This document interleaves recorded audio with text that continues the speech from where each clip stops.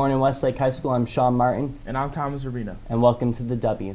The theme of today's broadcast is Vox Pop. The Vox Pop is a tool used in many forms of media to provide a snapshot of public opinion. Random subjects are asked to give their views on a particular topic, and the responses are presented to the viewer as a reflection of popular opinion. For this episode, we researched different topics and interviewed staff and students at Westlake High School to find out their opinion on various topics and issues. In our first story, we go to James Rico and Dean Kapica at the lunch break talk show where they are talking about the growing cryptocurrency Bitcoin. They take to the halls of Westlake to discover what the students and faculty know about Bitcoin. Morning, Westlake. Hi, I'm Dean Kapica, and with me, James Rico. And this is Lunch Break. Now, James, I think today we're talking about Bitcoin. Yes, Dean, we are talking about Bitcoin, and I just want to explain it real quick before, we start to get into talk and everything. That would be best. I hope so. So anyway, Bitcoin's, the cybersecurity where you put real money into fake money, or you could take the fake money into the real money. And then that's how you could, use it with stocks. You could buy cars with it if you really want. You could buy your groceries with it. Oh, really? Yeah. Oh. Boccardi, how you doing, John? I'm good. How you guys doing? Doing pretty good, James. I'm doing good. I'm doing good. How are you, Dean? I'm doing pretty good. That's Can't nice. complain. All right. John, we're here to talk about Bitcoin, and we're wondering if, well, first of all, do you know what Bitcoin is? I do. Okay. Do you think it's a smart investment? In our opinion, we don't think it's necessarily the smartest thing to do, but how do you feel on this whole entire situation? I personally do think that it's a smart investment because Wrong. now there's more things like all over that's being sold and purchased with cryptocurrency. Like, for example, Elon Musk, he's making Teslas available through Bitcoin. So I feel like it could be a pretty smart investment, especially Well, the way that John, me and Dean actually have a question that we've been talking about for a bit. So what about the security, though? Because Bitcoin has been hacked like 3 or 2 times, and people actually have like fluctuated the currency and everything. So how do you feel about that and the currency, or like how are they going to keep the security? Well, I mean, I think it's all just part of the risk of buying it and like the chance that you got to take, because I'm sure that they've worked to fixing that and to stopping it from getting hacked. And so it's kind of like the stock market where it'll fluctuate by itself. So I feel like it's just like a risk that you got to take. Damn.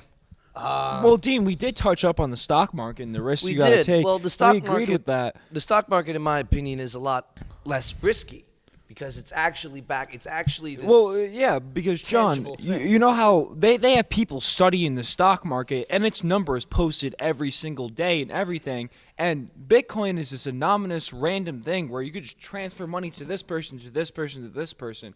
And like people could create different accounts and transfer money and change the stock and everything and make it cater to them so they have more currency. So I don't know. I feel like it's you could play around with it a lot more, and that's bad. It's not really monitored like the stock exchange, Yes, I agree. It's not something that's tangible. In the stocks, you're using your money, you're investing your money, you're getting out money. But in Bitcoin, it's this. It's still your money because you have to buy the Bitcoin. Well, yes, you but put money into the Bitcoin. Yeah, but it's like that virtual money, Like Yeah, it's but as the Bitcoin raises, then you gain more money. So it's essentially like an internet stock. But what stops them? Because you can't hold that actual Bitcoin in your hand. So what stops them with being like, hey, that's not your money. We don't owe you anything. Like they don't have to give you the money. it's all virtual. That's the thing. Well, thank you very much for the interview, John. With us on our next interview is Alice Warford. Alice, how you feeling today? I'm feeling very good. Very good. I'm feeling amazing. James, how are you feeling today? I'm feeling good. You're all there? Yeah. You're all there checking everything out? Hopefully. Hopefully. But Alice, today our main topic of discussion is Bitcoin. Where do you stand on it? Do you even know what Bitcoin is? I have no idea. I really don't either. All right. Well, I'll give you and Dean the rundown, even though I just kind of talked about it with Dean for 30 minutes, but whatever. Anyway, so Bitcoin's this thing where you use cyber currency and you take real money and then you transfer it over to like kind of fake money. I'm going to use that in heavy quotations. And then you could kind of trade with people with it, and you could buy things with it. Like John said, you could buy the new Tesla if you really want. You could buy your groceries with it. You could buy anything you want. and you kind of just get to trade with people, or you just buy things, and then it fluctuates like a stock market, kind of. That is stupid. We already have a stock market and a currency. I agree. What's the point in having something else less tangible with more risk involved if there's more risk? I just don't see the All right, Dean. necessity to Well, it. I'm going to play devil's advocate now because, we got to strike up some conversation. The stock market, when it first was in, what about the Great Depression? That, boom, it just plummeted down. So, if anything, they're trying to work to the point where it's going to be this stable, nice, good, stock exchange that people are going to use in their everyday life. So you think they're actually working towards making this a legitimate thing? I think it's already a legitimate thing, but, of course, when you first start something, there's going to be some, tweaks you're going to have to make. It's common sense, no one's perfect. Oh, yeah, I get that, but I feel like we're dealing with an unknown presence. Like I said, we have no idea who created Bitcoin. We have no idea the amount of money that is even in Bitcoin. Well, Alice, how do you feel with what I just said, Because I don't want to talk to Gina. I want to talk to you because we're interviewing you. Well, it's kind of a slippery slope. Like, it's kind of dangerous. Like, you're pouring so much money into this one thing, and, like, if you don't even know who created Bitcoin, then it's kind of... And, like, didn't it get hacked, too? Mm-hmm. Yeah. They lost $460 million due to hacking. But Yeah. last December, Merry Christmas. Happy Hanukkah. That's true. Last December, one Bitcoin was 11 grand. So I don't know. That doesn't seem like a slippery slope. If anything, that's a steady incline. $1 US was equal to 11. No, one Bitcoin dollar was equal to 11 grand US. Oh, okay. So I don't know. Me personally, I would want to take that risk. And some people actually have gotten rich off of it. Like young kids too. Well, despite all of that, the scary thing is that this is people's money we're dealing with. Mm-hmm. And there's not that many people that are rehearsed on this topic. There's not that many people that know anything about Bitcoin. I really don't even know much about Bitcoin. Alice doesn't know much about Bitcoin. I don't know a lot about Bitcoin. In stocks, you have people that are educated and know how to invest properly. Mm-hmm. I just feel like that we are not educated properly enough to invest in Bitcoin responsibly. That's true. Yeah, I'll agree with that though.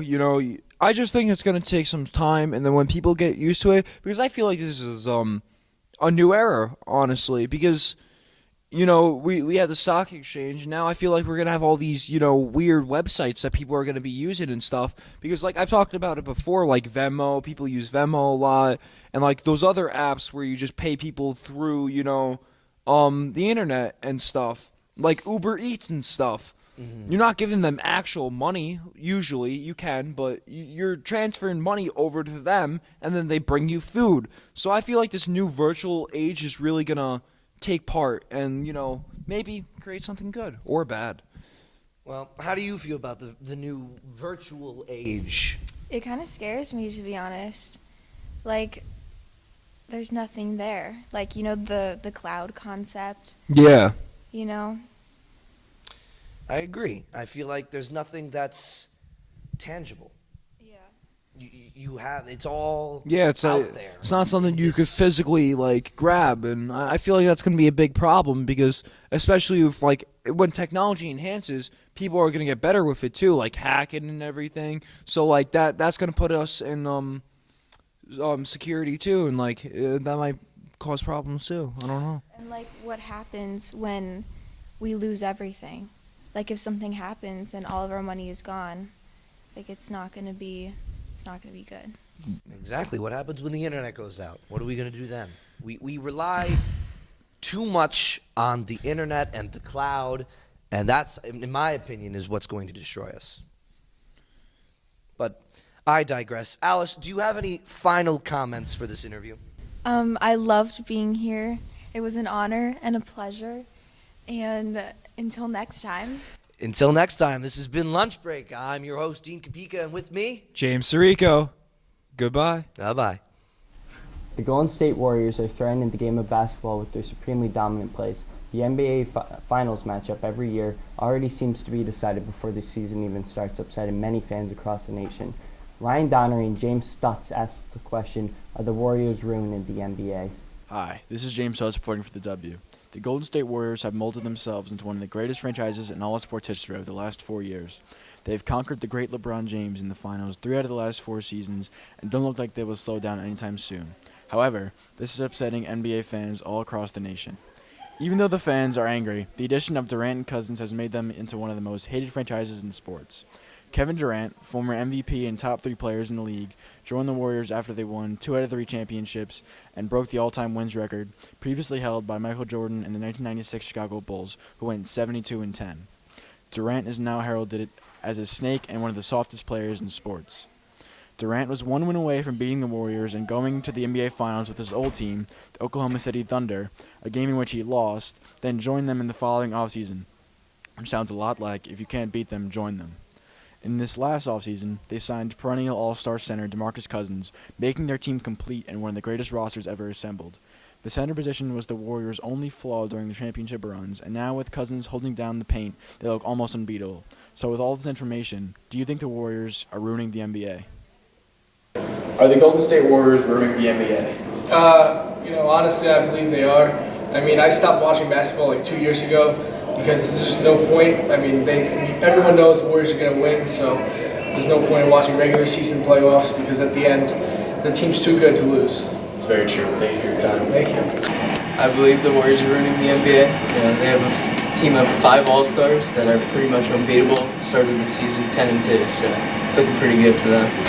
Good answer. Thank you. Yes, they are, because there are 5 superstars on the starting lineup, and it's pretty unfair. And the best center in the league has a minimum contract, so it's pretty. Now back to you in the studio. In some Westlake news, in Miss Morris's photo class this past week, students have been using light, cameras, and creativity for their new project in light writing. Matt introduced light writing to the students and showed some of his own work.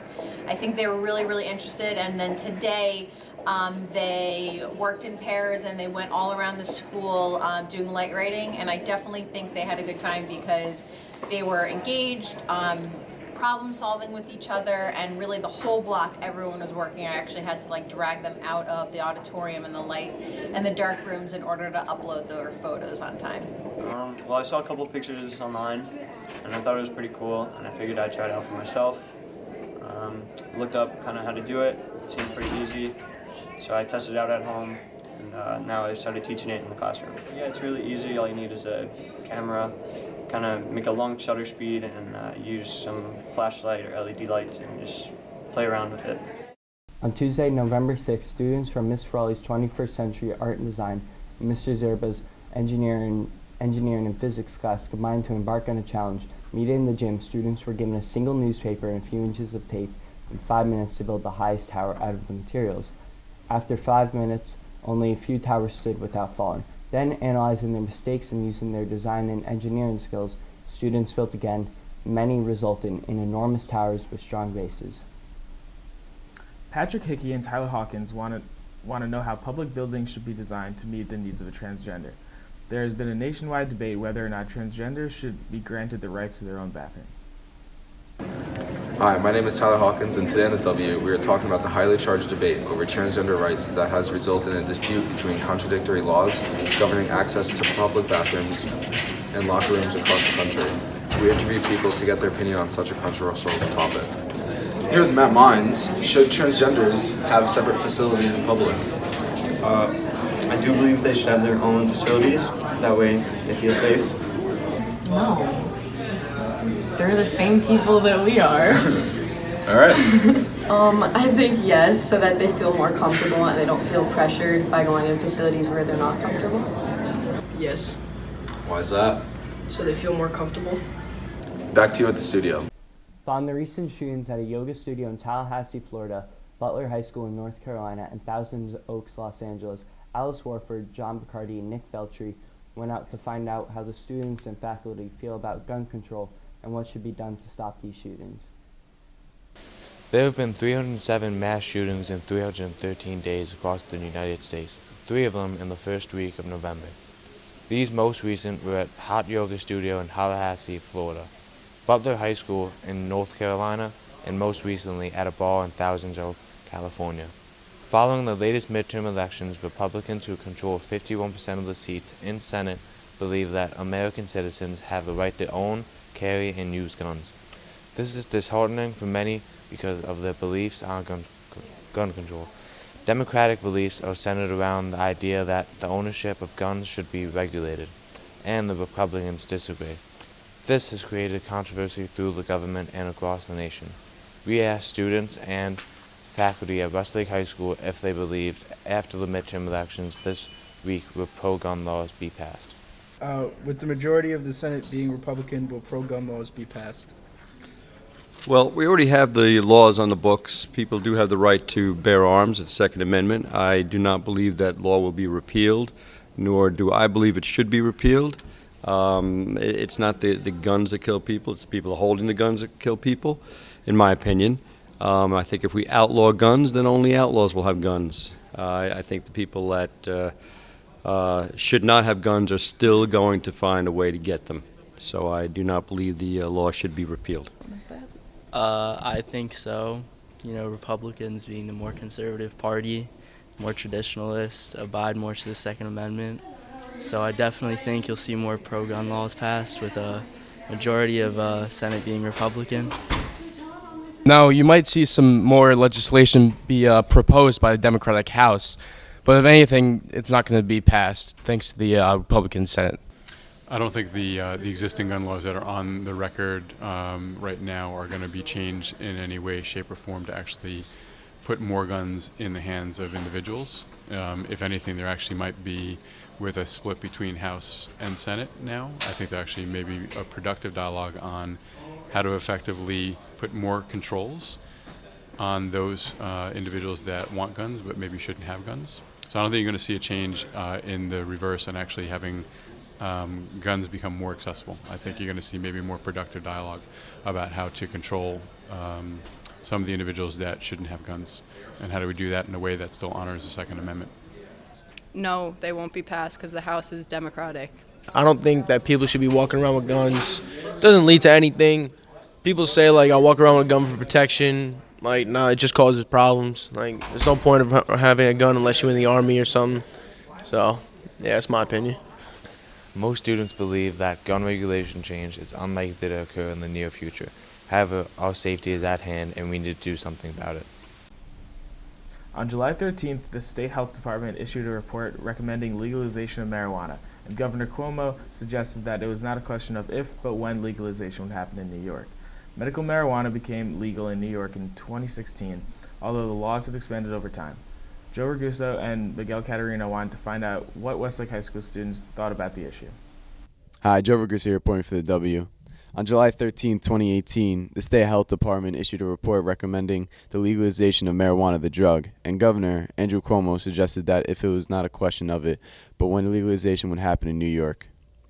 Medical marijuana became legal in New York in 2016, and although the law has expanded over time, it is seen as unusually restrictive. Currently, only 12 conditions qualify a person for medical marijuana use. The drug may not be smoked. Around 17,000 people are arrested each year on marijuana possession charges in New York City alone. Beginning on September 1st, the New York Police Department will begin issuing tickets for people who smoke marijuana in public instead of arresting them. However, if they have an open arrest warrant or are on a parole or probation, don't have identification, could have convicted of a violent crime, or considered a threat to the public, like those caught smoking behind the wheel of a car can still be arrested. At Westlake High School, we asked students and faculty whether they believed recreational or medical marijuana should be legalized. Andrew Cuomo's 2018 budget called for a study of the pros and cons of legalizing marijuana in the state. In June, the Health Department released a report stating that the state should allow adults to legally consume marijuana and impose taxes of about 7 to 10%. Even if the governor supports legalization, it still needs to be approved in the state legislature. The Republican-led Senate has signalized it is less keen on the idea of the Democratic-led assembly. Well, Mr. Sheehan, I have a question for you. Do you think marijuana should be legalized in New York State? No, I don't think it should be legalized, but I do think it should be decriminalized. I mean, as of right now, it's as close as it's going to be to legalized. You might as well just finish the job and make it legal for everyone. People are doing it on the streets anyway, so you might as well just make it legal for everyone. Thank you.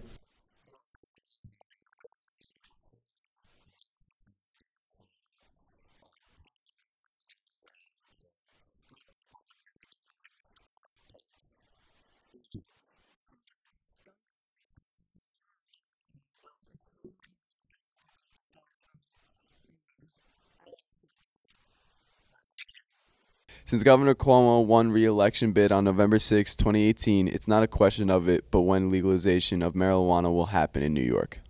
Back to you in the studio. From all of us to all of you, Happy Thanksgiving! This is Sean Martin. And I'm Thomas Rubino. And you're watching The W.